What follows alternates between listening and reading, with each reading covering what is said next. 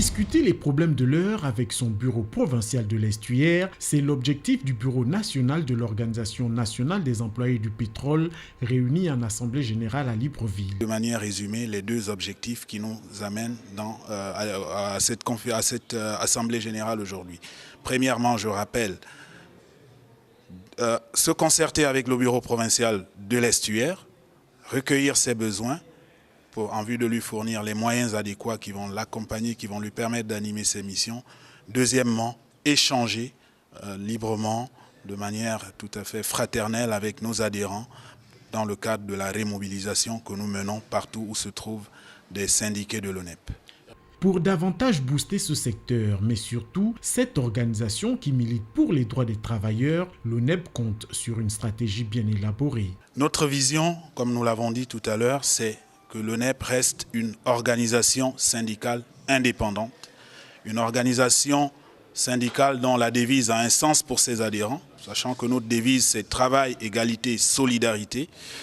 La vision, c'est également la réorganisation du syndicat de manière à rendre nos organes exécutifs ainsi que les organes de base plus efficaces, parce qu'au niveau du Front social, nous avons énormément de dossiers à traiter. Pour vous donner un ordre de grandeur, aujourd'hui nous avons plus de 180 dossiers individuels sur la table de l'ONEP. Précisons que l'ONEP est une organisation syndicale indépendante et compte actuellement plus de 5000 membres, mais continue de travailler pour augmenter ce chiffre. Le Gabon, 40e producteur de pétrole mondial avec 227 900 barils par jour en 2010. Une situation qui représenterait en gros moins de 80% des exportations, 60% des recettes de l'État et 40% du PIB du pays. Ici, l'ONEP revient sur la situation actuelle. Le secteur pétrolier, malheureusement, c'est un secteur où il y a énormément de problèmes. Et la plupart des problèmes que nous rapportons aujourd'hui sont des problèmes qui sont liés au respect de la législation par les entreprises de ces secteurs-là. Bon, à cause de la toute-puissance financière, je ne sais pas, ou alors à cause d'une certaine passivité peut-être de ceux qui sont censés les recadrer, il y a que nombre d'entreprises inscrivent leurs actions, et pas mal d'actions malgré l'étiquette d'entreprise citoyenne. Aujourd'hui, quand on regarde la pratique sociale, ce sont des entreprises qui, pour beaucoup, ne respectent pas la législation du travail du Gabon. Avec les problèmes qui minent le secteur pétrolier aujourd'hui, l'État a décidé de diversifier son économie pour faire face au déclin inévitable de la production pétrolière, le pic pétrolier ayant été atteint entre 1996 et 1997. Pour sortir de cette situation, une nouvelle dynamique, celle du Gabon émergent, mais surtout du triptyque du Gabon vert, Gabon des services et Gabon industriel.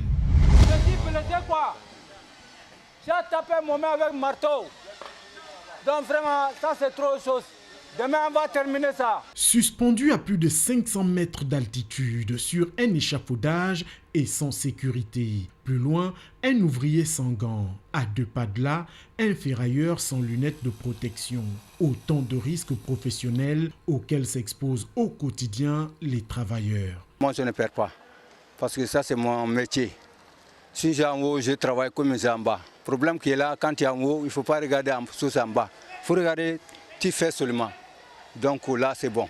Mais quand tu es là pour regarder partout, cela veut dire que tu vas avoir beaucoup de problèmes. De nombreux ouvriers mettent généralement leur expérience à rude épreuve pour tenter de justifier leurs mauvais gestes. Mais il n'en demeure pas moins que les employeurs sont très souvent à l'origine de la négligence des travailleurs. J'ai beaucoup de sécurité. Comme aujourd'hui, là, je suis venu avec beaucoup de courage pour mes sécurités là aujourd'hui. Je n'ai pas mis. Sinon, j'ai tout ça. J'ai centre, j'ai sécurité, j'ai chapeau, j'ai tout, j'ai chaussures. Mais comme aujourd'hui, là, je suis venu retard là, bon, je suis monté comme ça. Sinon, j'ai toutes les sécurités. L'insécurité au travail, l'absence de protection de la santé et du bien-être des travailleurs contre les accidents, les maladies et le stress liés au travail, l'absence de congés de compensation et de congés maladie rémunérés, l'absence de protection de la maternité, les heures de travail excessives demeurent l'un des pires aspects de l'insécurité économique dans le monde. Selon les estimations, 2 millions de travailleurs meurent chaque année à cause d'accidents d'accidents et de maladies liées au travail. D'une durée totale de 360 jours, le projet de construction de la marina du port Molle de Libreville devrait être livré le 7 novembre 2014. Il comporte 2 phases. La première consiste à réaliser un remblai qui permettra de gagner sur la mer une surface de 340 000 m². Sur le chantier, démarré il y a quelques jours déjà, on peut clairement apercevoir plusieurs conteneurs, des tuyauteries, mais surtout des bateaux et des hommes à pied d'œuvre. La seconde phase, quant à elle, consistera à remettre en état la structure hydraulique. Ici, il serait question de gagner 604 mètres sur la mer pour une largeur sur la berge de 1250 mètres. Pour ce faire, des zones ont été quadrillées pour être draguées, le sable pompé, projeté sur la rive et bloqué par des digues pour créer une terre ferme solide.